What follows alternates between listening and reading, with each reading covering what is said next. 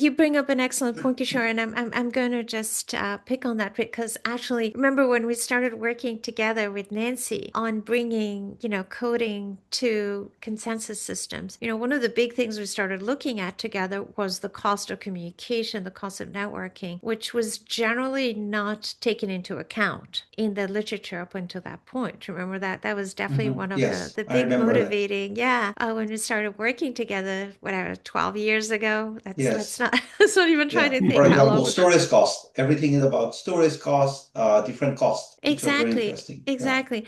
And I think that that's also something that the trilemma suffers from, which is that absence of taking into account the cost of the propagation versus just, and as you said, the idea that the compute is taken into account, maybe the storage is taken into account, but that, if you have compute, you have storage, and you don't have a way of moving the data back and forth between the storage and the compute so that the compute can happen, because the compute has to happen on data, otherwise what are you computing on? That missing part is still reflected in the current trilemma. That's my view, that's my opinion, but